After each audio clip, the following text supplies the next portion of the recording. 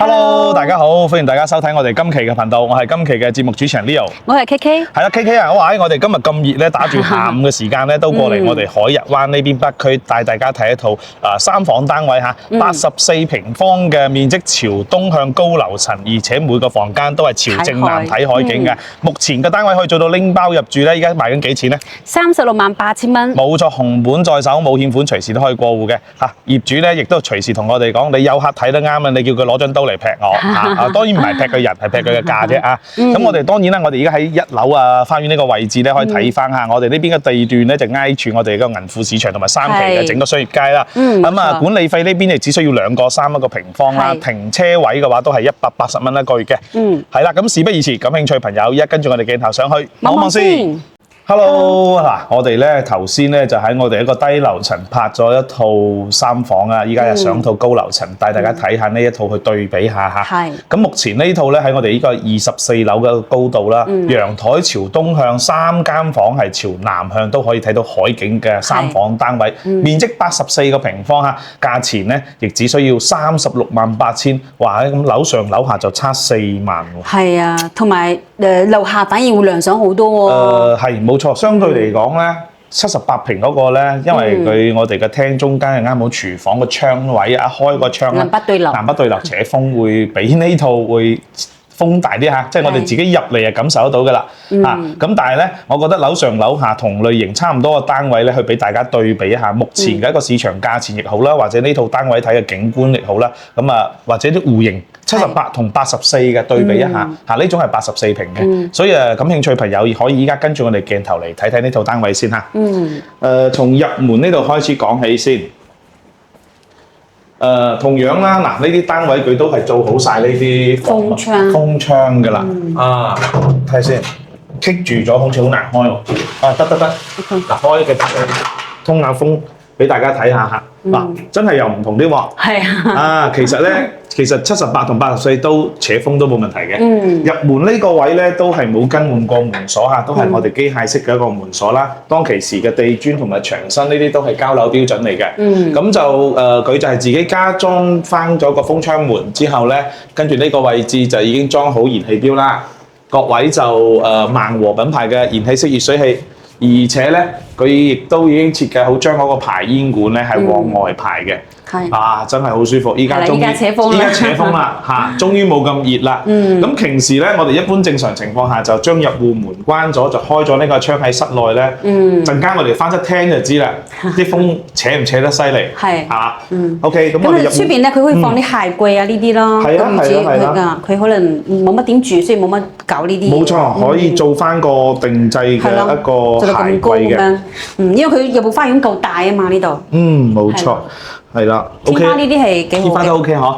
咁啊入嚟之後咧，可以睇翻我哋門嘅呢個角位呢度咧，就係一個電掣總開關啦。咁其實咧，佢門後邊咧，仲有一個位置比較闊落嘅，都可以做翻一個定制嗰啲。啱好呢個位置咯。係啊，你做翻個儲物櫃、酒櫃或者乜嘢啲都可以嚇。係啦。啱啱喺嗰個位，而且我哋其實開門咧，到時候咁樣咧，都唔會話好影響嘅。係啦。咁啊，再睇翻廚房。再入嚟咧就係廚房啦。廚房呢邊咧就都係有啲污糟嘅嚇，抽油煙機建議就換翻佢咯，幫埋同埋呢個活氣爐下都係污糟嘅啦。咁呢啲位置咧可以深層清潔係冇問題嘅。一定要深層清潔，都搞得正㗎。我見過比呢個廚房仲邋遢嘅。只要我哋物業嘅阿姨咧，你捨得俾錢佢就 O K 㗎啦。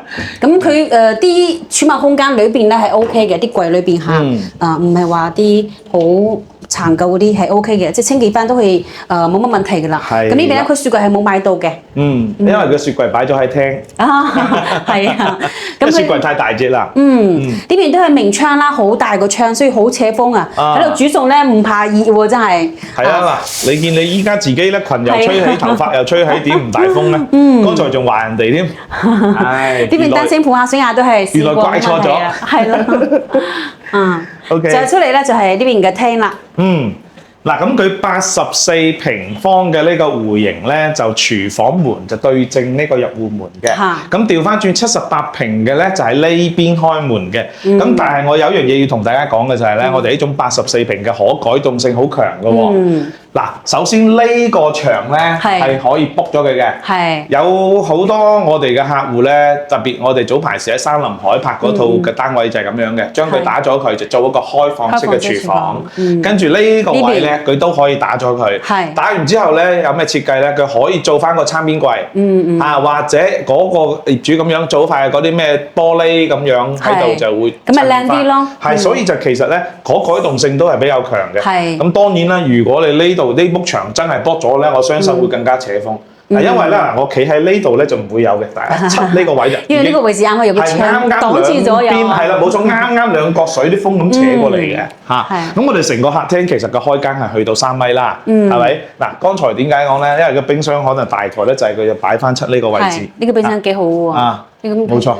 哇！呢個牌子我又冇點研究佢喎，反正係都榮士達啊嗱，都係國產品牌嚟嘅。原來係咁，榮士達一級能效嘅。係一級能效，係啦。咁客廳呢度咧就擺咗梳化啦、電視櫃、電視台啦。但係其實入嚟嘅時候咧，我第一個反應就係話，好似衞生方面差少少嚇，冇即係應該亦即係嗰個颱風之後冇過嚟搞嗰個衞生嘅嚇。咁啊，後期我哋都會建議業主搞翻個衞生會比較好啲啊，方便大家睇樓得乾淨企理嚇。但係咧有一個 OK 嘅就係話，佢室內呢啲牆身咧同埋天花咧都係當其時嘅原來嘅交樓標準嚟嘅喎，但係都冇瑕疵喎。keep 得係好好，keep 得好好啊！嗱，呢個單位神證你攞過嚟咧，起碼你唔需要話再使額外嘅錢話去做翻個油漆呢方面，我覺得係比較好嘅。係啊，電氣空調呢啲都裝好有大1.5匹嘅一個海信嘅空調嚇。咁啊，直接出陽台啦。陽台嘅地面呢個環境咧，我建議大家可以忽略佢下，因為咧就冇辦法啊，颱風你吹下睇下個牆皮就知㗎啦，係咪好嚴重咧？好嚴重咧！呢個牆皮一定咧，因為你鏟到啲灰，你知道點解啊嘛？一個咧當其時交標做嘅牆皮，你自己望得出嘅好薄嘅。第二個咧，呢啲積咧咁高咧，呢個位咧，你前面開陽咧撇水啊，撇雨嘅時候咧，啱咁整落嚟咧，你就會起泡㗎啦。咁呢一度咧，你要全塊頂係冇問題嘅，呢一個位要全部鏟晒佢，再油翻。做埋防水，跟住再油更加好。冇錯，冇錯。而且咧要做多2浸。係，以後會襟用啲咯。以前膠標咧真係好薄嘅。咁啊當然啦，佢呢個位都做好晒呢種隱形防盜網㗎啦。咁俾個朝向大家睇翻下。咁呢個位置咧，其實有一個特點就係話佢呢個位咧比較靠端頭前啲。係。我哋而家望出嘅視野好開闊㗎，望過對面可以望到我哋就係愛琴海嘅位置啊，包括我哋遠處嘅山景嗰邊。船澳村啊，嗰邊都睇得到嚇。不過當然陽台呢度咧就基本上冇點睇海景嚇，即係窄窄地一隻角度。咁俾個朝向大家睇翻，呢個朝一個東向嘅位置嚟嘅。朝東向嚇。咁啊早上光線呢個就 OK 啦，太陽曬到戶，但係下午唔會西曬。咁各位呢度咧就擺啲拖桶啊、洗衣機嘅位置啦。不過呢啲已經係好舊㗎啦，都係要建議大家換咗佢。咁我哋再入嚟睇翻房間先。84平嘅咧，就房間就分開3個咁樣佈局啦。先睇個次臥先。嗱，呢個次臥咧，包括嘅床咧、衣櫃、空調啲都係有㗎啦。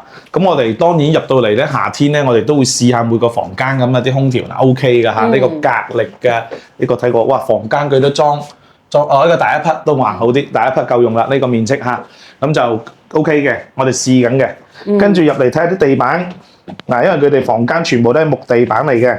嗱，當然嚇，好老實啦，呢啲位咧係有少少開合㗎啦，有少少凸起身㗎啦，所以我哋平時一路嚟咧講1期、2期、3期，海月灣之後嗰啲房間都係用木地板嘅，咁以前嘅裝修設計啦，都係建議大家最好就換翻嗰個地磚嘅。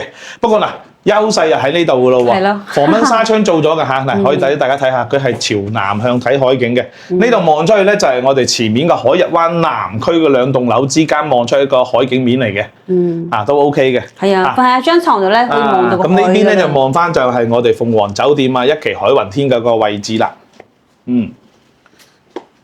咁啊，整體室內最緊要就話牆身冇問題嚇，呢啲牆身啊、天花四角冇問題。咁門後邊咧就係我哋一個 WiFi 嘅接入信箱嘅一個位置嘅，就係呢個房間。咁隔離咧係洗手間嚟嘅嚇。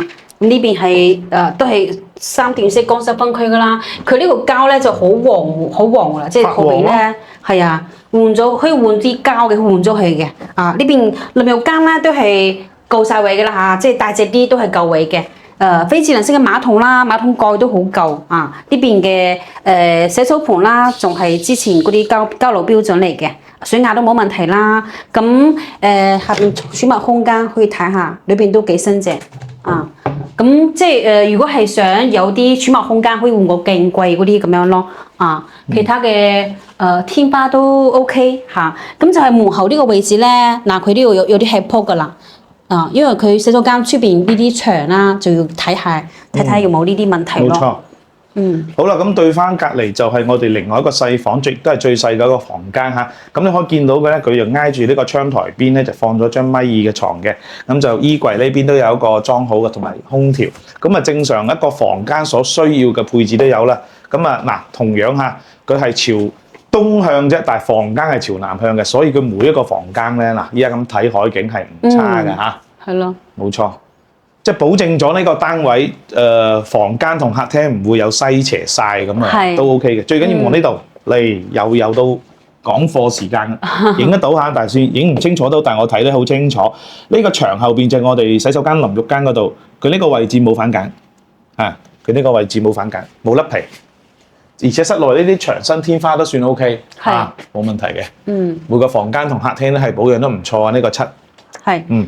咁呢度咧就係主人房啦，咁佢呢度咧就尾半嘅床嚟嘅係，咁有張床頭櫃啦，呢個梳妝台咧就舊款啲噶啦，個櫃桶幾大，嗰邊咧就有衣櫃啦，呢啲都有埋嘅，呢個景咧同出邊個露台咧有啲唔同喎，佢除咗可以望呢邊啦，仲可以睇到呢邊嘅。佢係一個 L 露嘅一個窗台嚟㗎，朝東南向嘅呢個房間。係啦，所以佢仲可以望到海嘅。係啊，呢度梳妝台呢度幾靚，景觀唔錯。呢個單位樓層夠高，喺24樓呢個高度總層高30樓啊嘛，你而家基本上差唔多係鳳凰樓層咁滯啦。咁而且咧最緊要睇下呢啲頂部咧，嗱去到咁高嘅樓層咧冇問題啊，包括啲天花啊、牆身啊咁樣。係，好啦，咁啊又成個單位又睇晒咯喎，係嘛？咁啊做翻個總結俾大家嚇。咁啊講真咧，呢個單位咧，我總結咧就係室內嘅。即係本身可能經歷過颱風之後咧，冇搞衞生方面有少少拗教啦，可能俾大家一個欣賞觀賞嘅角度咧，就唔係話好企理嚇，我哋叫企理嚇，唔係好企理，就呢個方面。第二個咧就其實講真一句嚇，三房咧喺我哋海逸灣裏邊咧就唔算係性價比最高。係啊嚇，不過咧咁嘅，我哋業主亦都交代我哋，佢話我知道嘅，咁啊價錢咧其實咧就大家去協商嘅啫，最緊要睇下有冇客唔啱嘅啫。我又唔係好急賣嘅，咁咪大家再協商下咯。如果價錢方面都係有得傾嘅即係呢個價錢嘅話，但係就可能保養就唔算話好靚仔嚇，某些地方好似洗手間啊，啲瑕疵問題啊，包括呢啲家私咧都講好老實，唔係話真係保養得好好嗰隻嚇。咁啊呢個單位如果後期咧你考慮嘅話，可能都需要自己再使另外少少錢去配翻啲家私電器，會比較住得舒適啲，係啦。咁啊，當然啦，優勢咧，其實我哋海逸灣北區都好多優點㗎喎。係。咁啊，KK 你講下優點啦。咁呢邊咧，首先就位置真係生活非常之方便嘅。冇錯。你出到大門之後咧，兩邊都係好多啲鋪頭買嘢啦、食嘢咩都有嘅。咁即係佢去到隔離嗰個銀富市場咧，都好近嘅喎，幾分鐘可以行到嘅啦，買餸好方便嘅。係啊，我相信我哋廣大嘅客戶咧，睇開經常我哋十里銀灘啲片都會有了解到好多配套方面嘅問題啦嚇。首先3期咧最近銀富市場就係海逸灣嘅，係啊，海逸灣出去轉個彎過個橋就到嘅啦。另外咧就近我哋嘅濱海綠道啦，行出嚟你係我哋嘅海鮮美食街、潤滿園啊。幸福漁村啊、喜宴漁村啊、6號碼頭啊、旺記啊等等，就係我哋平時好多香港嘅朋友都有去食過嘅一個飯店嘅單位。但係咧，除咗呢啲咧，其實我哋樓下整個3期嘅商業街，哇，真係最旺㗎啦！係咯，從7小區大門口開始，你要乜嘢嘅配套冇咧？餐飲店有，便利店有，電動車店有，牙科、揼骨。總之數唔晒，跟住隔離我哋嗰個海逸灣廣場啊，乜嘢冇啊？KTV 啦，宵夜一條街啦，同埋啲台球室打桌球嘅，仲有我哋香港人開嗰啲茶餐廳好多好多，即係冇錯，同我哋生活息息相關嘅嘢咧，都係一應俱全嘅。咁你話至於坐樓巴車咧，咁我哋行前少少就係我哋萬田超市隔離嘅3期商業嗰個交通中心啦。咁去嗰度坐樓巴車翻去都係好方便嘅。咁其實就係交通咯、地段咯、配套咯，各方面都可以滿足晒我哋一個日常所需嘅一個要求嚇。冇錯。咁感興趣嘅朋友咧，可以掃描翻我哋上方嘅二維碼，聯繫翻 KK 或者 Leo 呢邊攞翻呢啲單位嘅詳細資料，包括過戶費用、手續流程等等。當然啦，我哋拍得呢套片就唔止一套呢啲類似嘅戶型單位咁簡單嘅嚇。你有咩想法、要求、戶型、樓層、朝向、價錢都可以同我哋傾我哋會根據你嘅需求咧去匹配翻更加多合適大家嘅一個單位去推薦俾你哋嘅，係咪先？咁我哋除咗呢啲二手房之外咧，我哋同時亦代理有一手新房嘅喎 ，KK。係啦咁我哋買新樓係有咩好處咧？首先就係免佣金代理啦，咁第二咧就可以享受到發展商最平最優惠嘅價錢嘅，咁仲有第三咧可以最少返到2萬蚊嘅現金福利津貼俾到你咁樣嘅咯。冇錯。咁如果係買大單位總價又高嘅話，譬如6期匯港半島啦，或者係半海雲山嗰啲啦咁最少都要5萬以上嘅。係，一定要睇翻呢啲戶型同埋總價嚇。係。咁睇情況啦，因為依家我哋半島嗰邊咧都搞緊好多特價單位特價單位平到60幾萬起都可以買得到一手樓喎。仲要係3房現樓即刻可以收樓嘅單位嚟嘅喎，唔使等㗎仲可以按揭添。係啦係啊。呢個真係好着數對於我哋二手樓嚟講咧，一手樓嘅寬行嘅力度都係比較大啲嘅。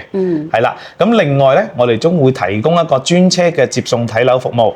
好多朋友如果你嚟咧唔想自己坐樓巴車過嚟㗎，好簡單㗎只需要同我哋約翻個時間啦，邊個關口過關幾多個人咁樣咧，我哋就會靚仔靚女開車到關口去接我哋啲客戶過嚟睇樓嘅。咁而且睇樓嘅過程裏邊咧，無論大家睇啱咗或者有冇買各方面嘅時候咧，我哋都唔會有任何額外嘅費用產生。